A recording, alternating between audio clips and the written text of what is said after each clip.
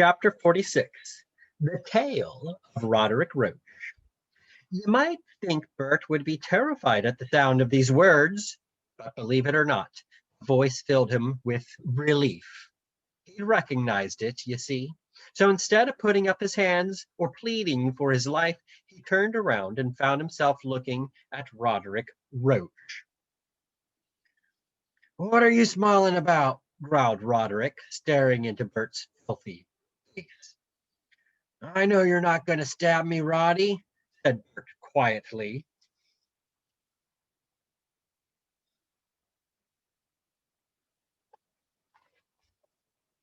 By Annabelle, age 9. Even though Roderick was the one holding the sword, Bert could tell the other boy was far more scared than he was. The shivering Roderick was wearing a coat over his pajamas, and his feet were wrapped in blood-stained rags. "Have you walked all the way from Showville like that?" asked Bert. "That's none of your business," spat Roderick, trying to look fierce, though his teeth were chattering. "I'm taking you in, Beamish, you traitor." "No, you aren't," said Bert, and he pulled the sword out of Roderick's hand. At that, Roderick burst into tears. "Come on," said Bert kindly, and he put his arms round Roderick's shoulders and led him down a side alley, away from the fluttering wanted poster. "Get off!" sobbed Roderick, shrugging away Bert's arm. "Get off me! It's all your fault." "What's my fault?" asked Bert, as the two boys came to a halt beside some bins full of empty wine bottles. "You ran away from my father," said Roderick, wiping his eyes on his sleeve. "Well, of course I did," said Bert reasonably. "He wanted to kill me, but now he's been killed," sobbed Roderick. "Major Roach is dead?" said Bert, taken aback. "How?" "Spittleworth," sobbed Roderick. He came to our house with soldiers when nobody could find you. He was so angry Father hadn't caught you. He grabbed a soldier's gun and he..." Roderick sat down on a dustbin and wept. A cold wind blew down the alleyway. This, Bert thought, showed just how dangerous Spittleworth was. If he could shoot dead his faithful head of the Royal Guard, nobody was safe. "How did you know I'd come to Jeroboam?" Bert asked. "Anchorby from the palace told me. I gave him 5 ducats. He remembered your mother talking about your cousin owning a tavern." "How many people do you think Anchorby's told?" asked Bert, now worried. "Plenty, probably," said Roderick, mopping his face with his pajama sleeve. "He'll sell anyone information for gold." "That's rich coming from you," said Bert, getting angry. "You were about to sell me for 100 ducats." "I didn't want the gold," said Roderick. "It's for my mother and brothers. I thought I might be able to get them back if I turned you in. Spittleworth took them away. I escaped out of my bedroom window.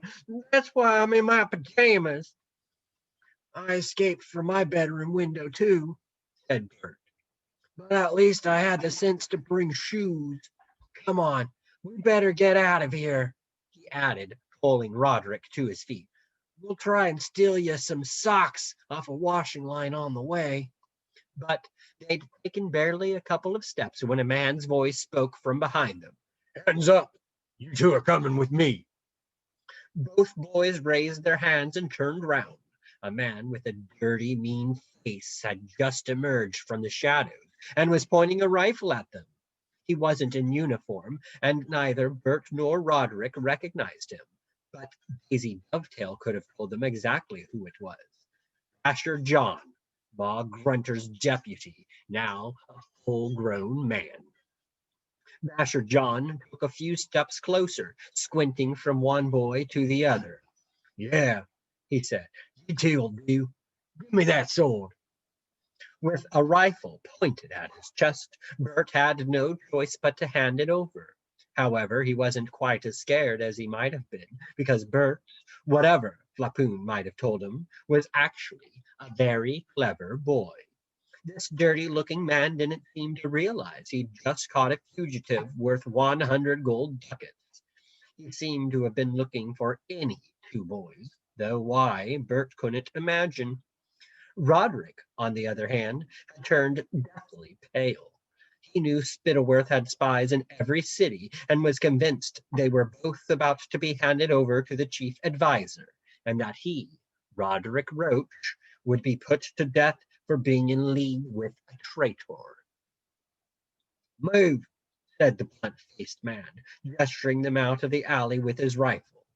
With the guns at their backs, Bert and Roderick were forced away through the dark streets of Jeroboam until finally they reached the door of Ma Grunter's orphanage. Chapter 47. Down in the Dungeons.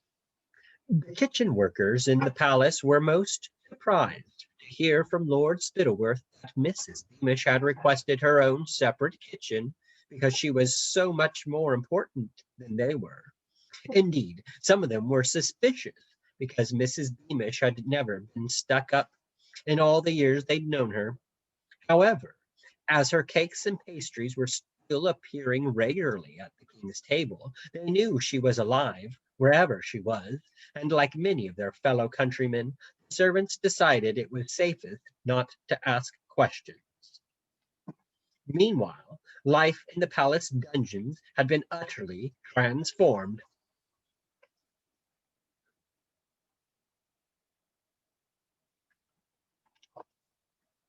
By Advika, age 9. A stove had been fitted in Mrs. Beamish's cell, her pots and pans had been brought down from the kitchen, and the prisoners in the neighboring cells had been trained up to help her perform the different tasks that went into producing the feather-like pastries that made her the best baker in the kingdom. She demanded the doubling of the prisoners' rations to make sure they were strong enough to whisk and fold, to measure and weigh, to sift and pour, and a rat catcher to clean the place of vermin, and a servant to run between the cells, handing out different implements through the bars. The heat from the stove dried out the damp walls. Delicious smells replaced the stench of mold and dank water. Mrs. Beamish Mrs. Beamish insisted that each of the prisoners had to taste a finished cake so that they understood the results of their efforts. Slowly, the dungeon started to be a place of activity, even of cheerfulness, and prisoners who'd been weak and starving before Mrs. Beamish arrived were gradually fattening up. In this way, she kept busy and tried to distract herself from her worries about Bert. All the time, the rest of the prisoners baked. Mr. Dovetail sang the national anthem and kept carving giant Ickabog feet in the cell next door. His singing and banging had enraged the other prisoners before Mrs. Beamish arrived, but now she encouraged everyone to join in with him. The sound of all the prisoners singing the national anthem drowned out the perpetual noises of his hammer and chisel, and the best of it was that when Spittleworth ran down into the dungeons to tell them to stop making such a racket, Mrs. Beamish said innocently that surely it was treason to stop people singing the national anthem. Spittleworth looked foolish at that, and all the prisoners bellowed with laughter. With a leap of joy, Mrs. Beamish thought she heard a weak, wheezy chuckle from the cell next door.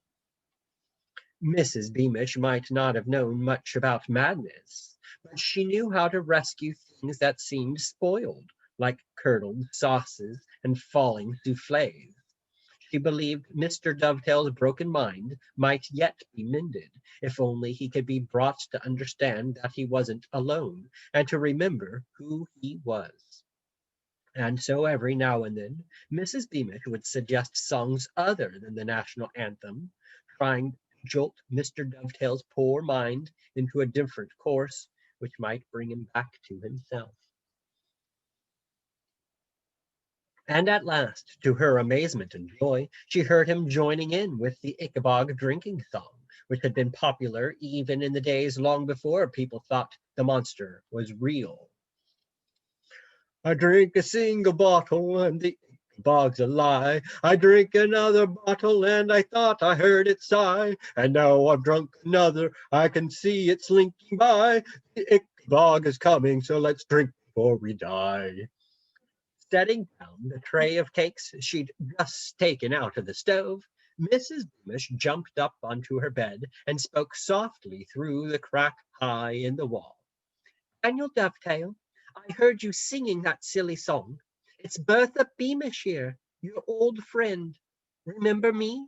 We used to sing that a long time ago when the children were tiny. My Guts and your Daisy. You remember that, Dan? She waited for a response, and in a little while she thought she heard a sob. You may think this strange, but Mrs. Beamish was glad to hear Mr. Dovetail cry, because tears can heal a mind as well as laughter. And that night, and for many nights afterward, Mrs. Beamish talked softly to Mr. Dovetail through the crack in the wall, and after a while he began to talk back. Mrs. Beamish told Mr. Dovetail how terribly she regretted telling the kitchen maid what he'd said about the Ickabog, and Mr. Dovetail told her how wretched he'd felt afterward for suggesting that Major Beamish had fallen off his horse. And each promised the other that their child was alive because they had to believe it or die. A freezing chill was now stealing into the dungeon through its one high, tiny barred window. The prisoners could tell a hard winter was approaching, yet the dungeon had become a place of hope and healing. Mrs. Beamish demanded more blankets for all her helpers and kept her stove burning all night, determined that they would survive.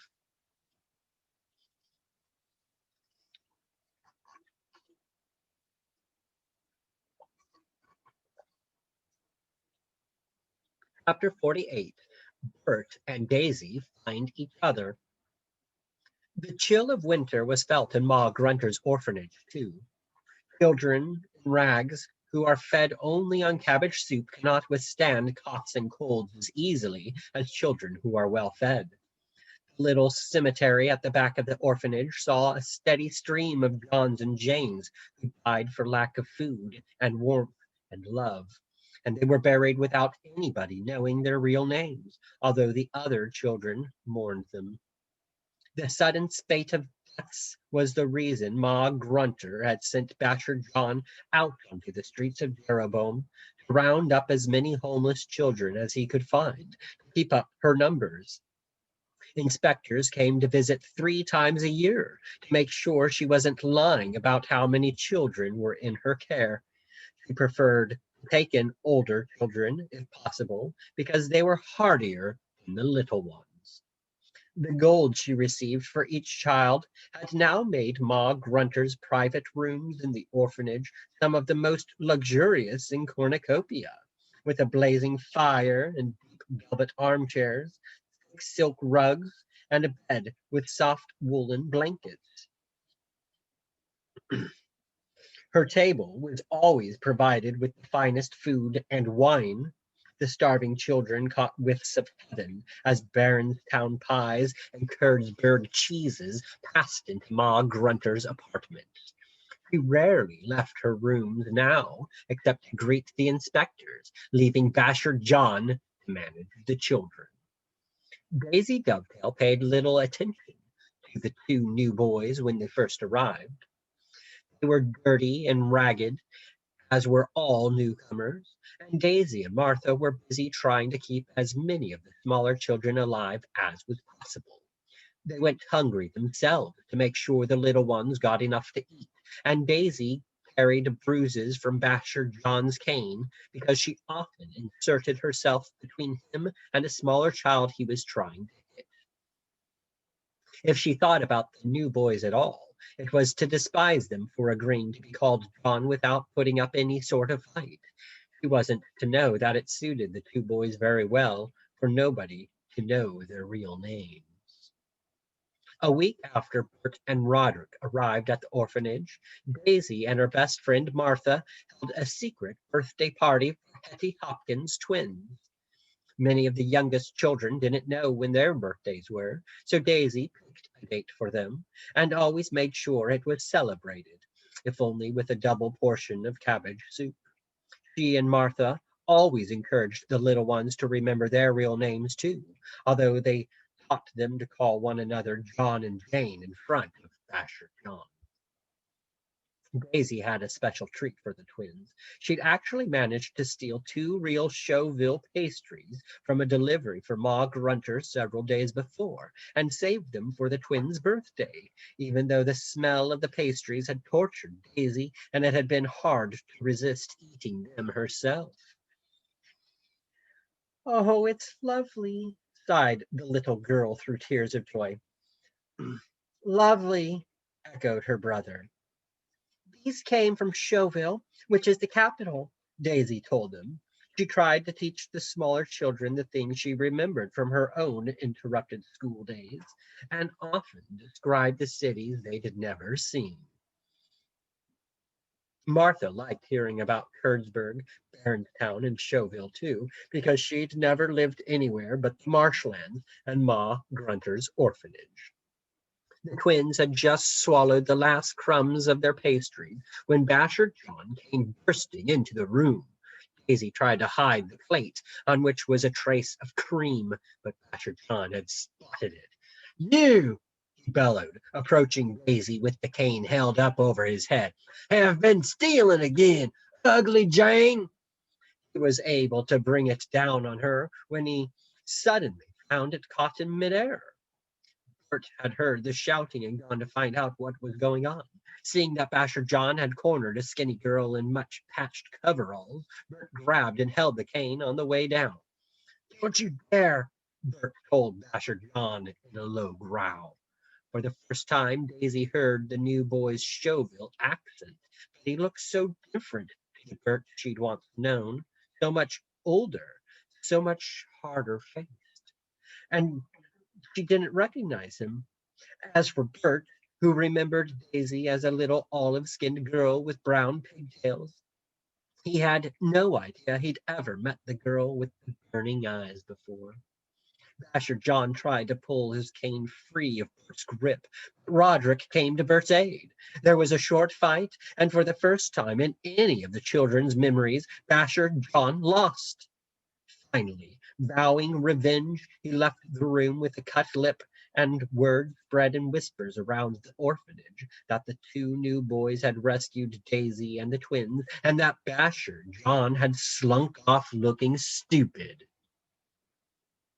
Later that evening, when all the orphanage children were settling down for bed, Bert and Daisy passed each other on an upstairs landing, and they paused, a little awkwardly, to talk to each other. Thank you very much, said Daisy. Earlier, you're welcome, said Bert. Does he often behave like that? Quite often, said Daisy with a little shrug. The twins got their pastries, and I'm very grateful. Bert now thought he saw something familiar in the shape of Daisy's face and heard the trace of Chauville in her voice. Then he looked down at the ancient, much-washed coveralls onto which Daisy had to sew extra length to the legs. What's your name? He asked. Daisy glanced around to make sure they weren't being overheard. Daisy, she said, but you must remember to call me Jane when Basher John's around. Daisy, gasped Bert. Daisy, it's me, Bert Beamish.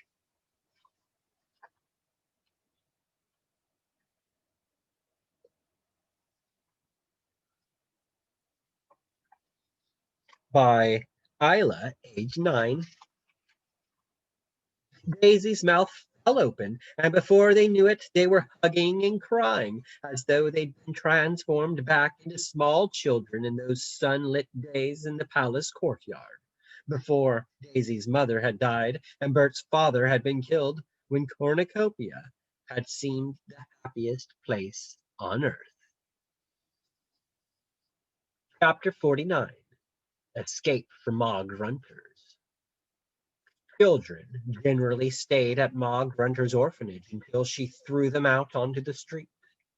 She received no gold for looking after grown men and women, and had allowed Basher John to stay only because he was useful to her.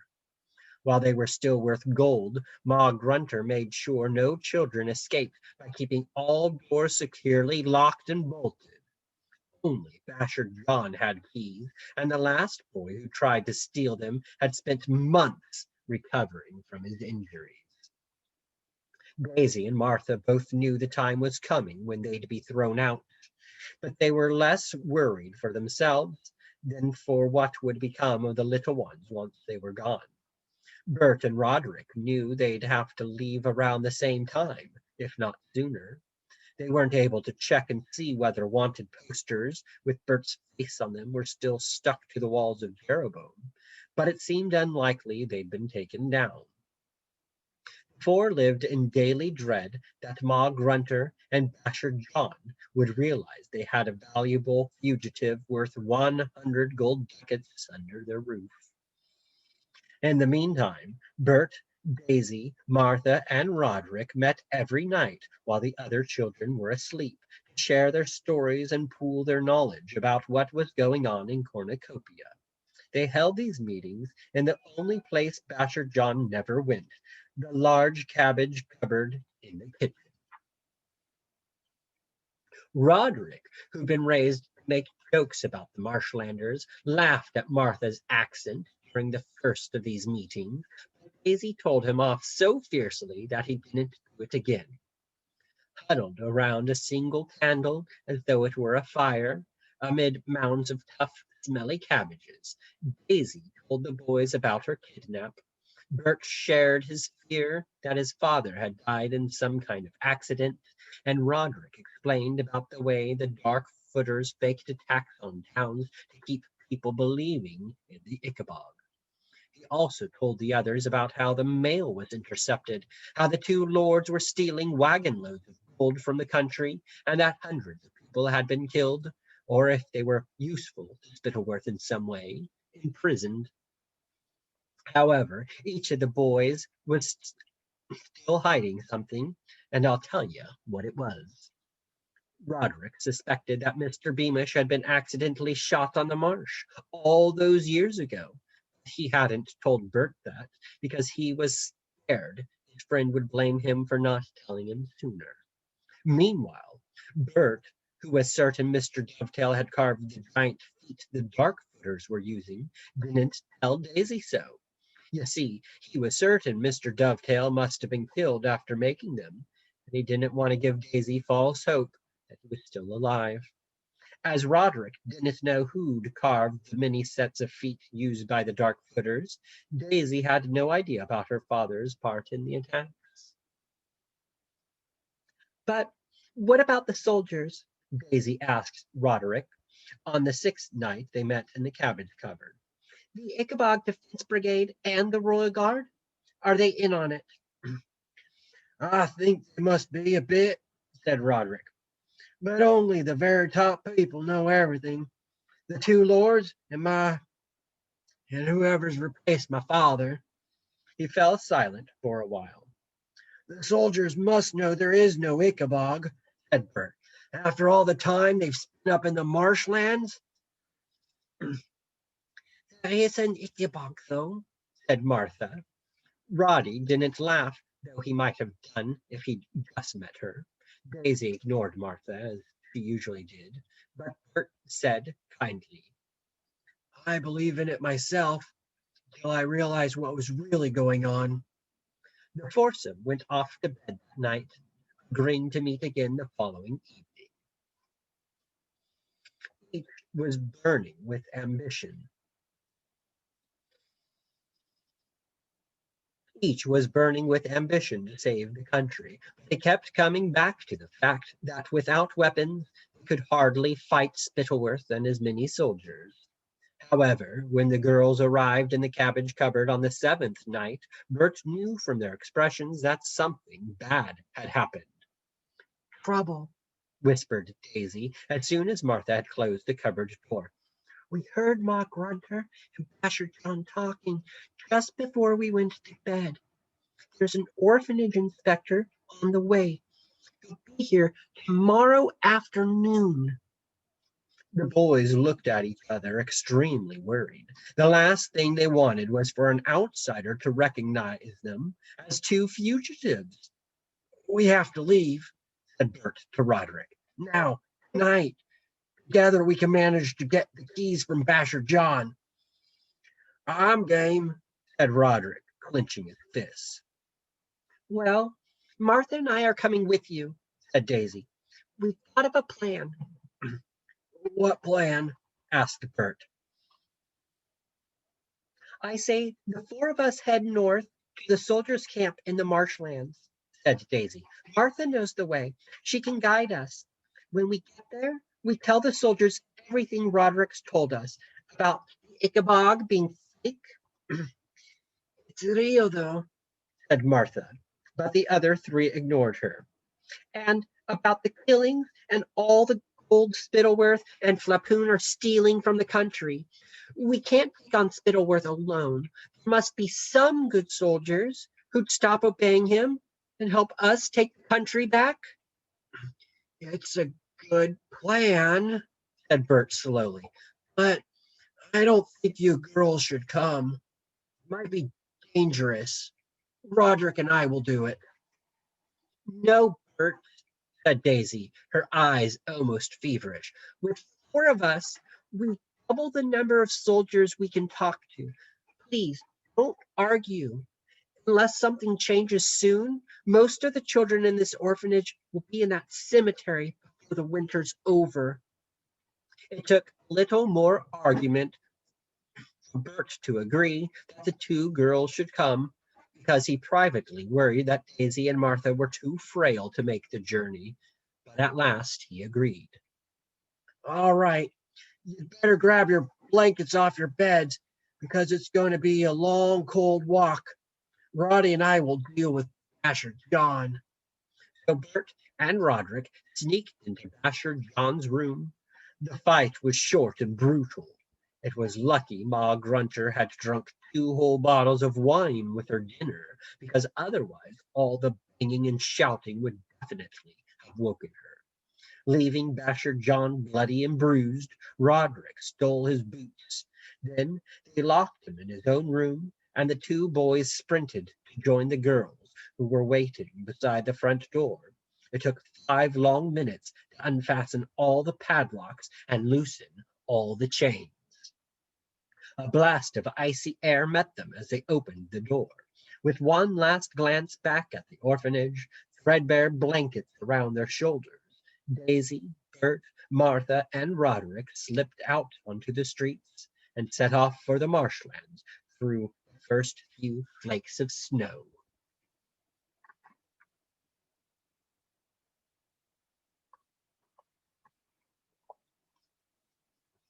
Chapter 50. A Winter's Journey. No harder journey had been made in all of Cornucopia's history than the trek of those 4 young people to the marshlands. It was the bitterest winter the kingdom had seen for 100 years, and by the time the dark outline of Jeroboam had vanished behind them, the snow was falling so thickly it dazzled their eyes with whiteness. Their thin patched clothes and their torn blankets were no match for the freezing air, which bit at every part of them like tiny, sharp-toothed wolves. If not for Martha, it would have been impossible to find their way, but she was familiar with the country north of Jeroboam, and in spite of the thick snow now covering every landmark, she recognized old trees she used to climb, odd-shaped rocks that had always been there, and ramshackle sheep sheds that had once belonged to neighbors. Even so, the farther north they traveled, the more all of them wondered in their hearts whether the journey would kill them, though they never spoke the thought out loud. Each felt their body plead with them to stop, to lie down in the icy straw of some abandoned barn and give up. On the third night, Martha knew they were close because she could smell the familiar ooze and brackish water of the marsh. All of them regained a little hope.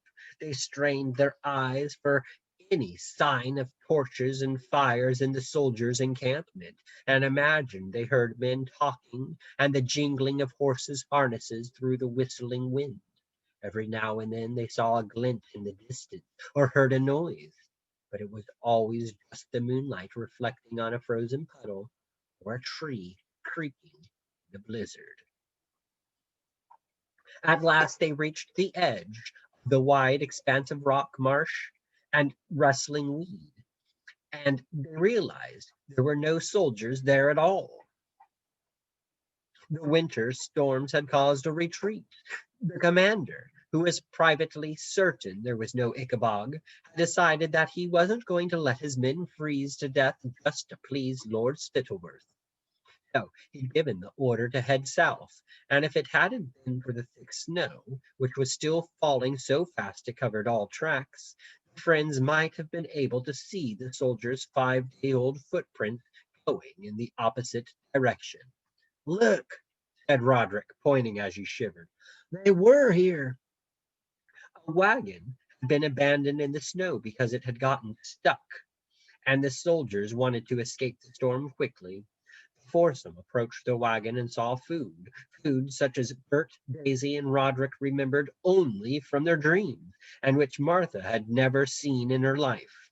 Heaps of creamy Kurtzberg cheeses, piles of Chauville pastries, sausages, and venison pies of Baronstown, all sent to keep the camp commander and his soldiers happy, because there was no food to be had in the marshlands.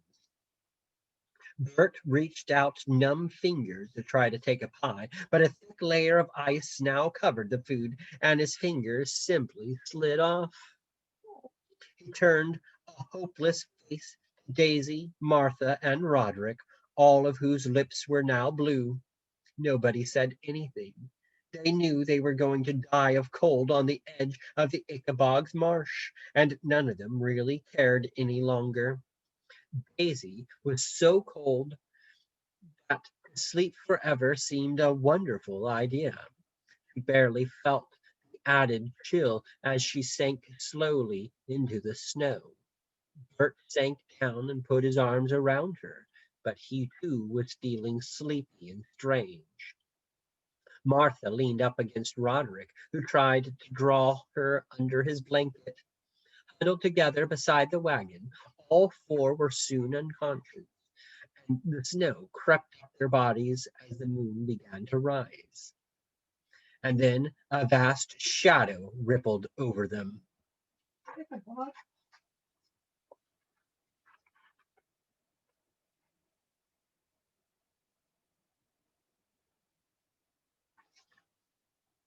By Abby, age 11.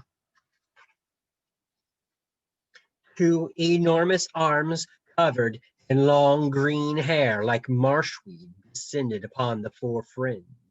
As easily as if they were babies, the Ickabog scooped them up and bore them away across the marsh.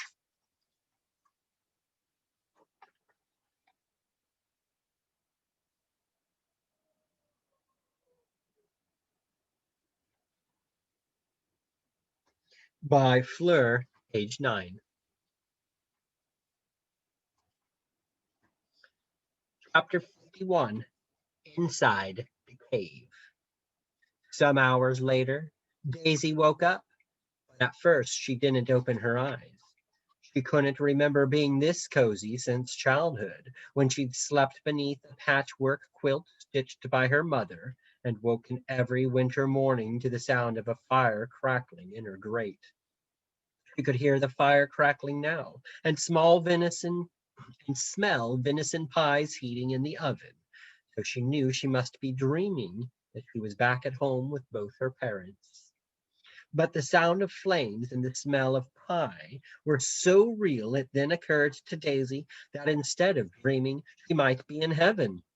Perhaps she'd frozen to death on the edge of the marsh. Without moving her body, she opened her eyes and saw a flickering fire, and the rough-hewn walls of what seemed to be a very large cavern. And she realized she and her three companions were lying in a large nest of what seemed to be unspun sheep's wool. There was a gigantic rock beside the fire, which was covered with long, greenish-brown marshweed. Daisy gazed at this rock until her eyes became accustomed to the semi-darkness. Only then did she realize that the rock, which was as tall as two horses, was looking back at her. Oh. Even though the old stories said the Ickabog looked like a dragon or a serpent or a drifting ghoul, Daisy knew at once that this was the real thing. In panic, she closed her eyes again, reached out a hand through the soft mass of sheep's wool, found one of the other's backs, and poked it. "What?" whispered Bert. "Have you seen it?" whispered Daisy, eyes still tightly shut. "Yes," breathed Bert. "Don't look at it." "I'm not," said Daisy. "I told you there was an Ickabog," came Martha's terrified whisper. "I think it's cooking pies," whispered Roderick. All four lay quite still, with their eyes closed, till the smell of venison pie became so deliciously overpowering that each of them felt it would be almost worth dying to jump up, snatch a pie, and maybe wolf down a few mouthfuls before the Ichabod could kill them. Then they heard the monster moving. Its long, coarse hair rustled, and its heavy feet made loud, muffled thumps. There was a clunk, as though the monster had laid down something heavy. Then a low, booming voice said, "Eat them." All four opened their eyes. You might think the fact that the Ichabod could speak their language would be a huge shock, but they were already so stunned that the monster was real, that it knew how to make fires, and that it was cooking venison pies, that they barely stopped to consider that point. The Ichabod had placed a rough-hewn wooden platter of pies beside them on the floor, and they realized that it must have taken them from the frozen stock of food on the abandoned wagon. Slowly and cautiously, the four friends moved into sitting positions, staring up into the large, mournful eyes of the Ichabod, which peered at them through the tangle of long, coarse, greenish hair that covered it from head to foot. Roughly shaped like a person, it had a truly enormous belly and huge, shaggy paws, each of which had a single sharp claw. What do you want with us? asked Bert bravely. In its deep, booming voice, the Ichabod replied, I'm going to eat you, but not yet. The Ichabod turned, picked up a pair of baskets, which were woven from strips of bark, and walked away to the mouth of the cave. Then, as though a sudden thought had struck it, the Ichabod turned back to them and said, Roar! It didn't actually roar. It simply said the word. The four humans stared at the Ichabod, which blinked, then turned round and walked out of the cave, a basket in each paw. Then a boulder as large as the cave mouth rumbled its way across the entrance to keep the prisoners inside. They listened as the Ichabod's footsteps crunched through the snow outside and died away.